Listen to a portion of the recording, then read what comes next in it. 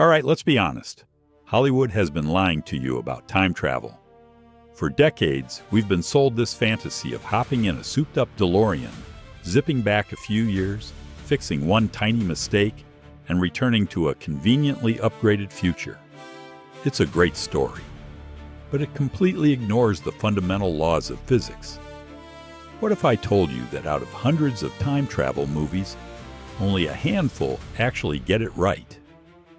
Today, we're exposing the lie almost every sci-fi movie tells and celebrating 3 rare films that respect both science and logic. Movies that don't use time travel as a magic wand, but as a rigid, unyielding system with fascinating and frankly terrifying consequences. So what's the big lie? It's the idea that the past is just an editable document, and the time traveler is the only one holding the pen. He's somehow immune to the changes they make. The most beloved offender is Back to the Future. When Marty McFly goes to 1955, his actions start erasing his own existence, which he watches happen as his siblings fade from a photograph. Iconic visual, zero logic. This is the movie version of the grandfather paradox. If you go back and prevent your own birth, you never existed to go back in the first place. A snake eating its own tail. The movie tries to patch this with a convenient grace period, but that just raises more questions. Why does the timeline change slowly, then snap back instantly with bonus upgrades like a suddenly wealthy family? It's time travel designed for a clean story where cause and effect stay neat and tidy. You see this everywhere. The Terminator, Avengers.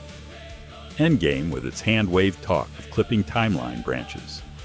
The lie is always the same. The time is a single malleable string you can twist without it snapping back at you. Some films are smarter than that. They treat time travel not as a superpower, but as a dangerous fundamental force of the universe. And they never break their own rules for a happy ending. First up, Shane Carruth's 2004 micro-budget masterpiece Primer. Carruth, a former engineer with a math degree, didn't write a movie. He designed a time machine on paper and built a story around the guys who built it. No flashy effects. The machine is a plain, coffin-sized box accidentally created in a garage. The rules are brutally simple. You can't dial in a date. Want to go back 6 hours? The machine runs for 6 hours. You get in, travel back to the moment it was activated, and live that time twice. Once forward, once in reverse inside the box. Primer sidesteps the grandfather paradox entirely using the many worlds interpretation of quantum mechanics. Every time engineers Abe and Aaron use the machine, they don't edit their timeline.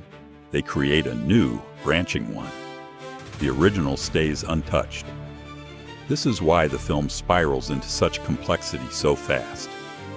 Soon there are multiple versions of both men running around, trying to manipulate events while dodging their other selves.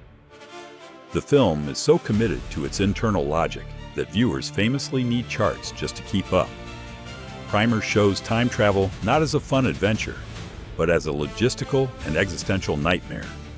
While Primer explored branching timelines, 12 Monkeys locks its characters inside a single, unchangeable one. Terry Gilliam's 1995 sci-fi noir operates on a closed loop, a predestination paradox. In a post-apocalyptic future where a deadly virus has driven humanity underground, prisoner James Cole is sent back in time not to stop the virus. That's impossible. But simply to observe and report so future scientists might find a cure. The past is fixed. Any attempt to change it was always part of it. The film's genius is how it slowly reveals that Cole isn't a hero changing history, but a pawn fulfilling it. His frantic search is what plants the idea of a world-ending plague in the real villain's mind. And the film's most devastating detail, a memory Cole carries his entire life. A man being shot at an airport. He's haunted by it, only to realize in the final tragic moments that the man he saw die was his future self, and the little boy watching was him. He was always destined to witness his own death as a child.